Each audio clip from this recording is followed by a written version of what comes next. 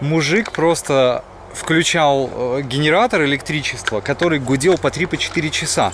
То есть послушать какие-то звуки вообще природы, леса, птиц невозможно абсолютно, потому что все время работает этот долбанный генератор.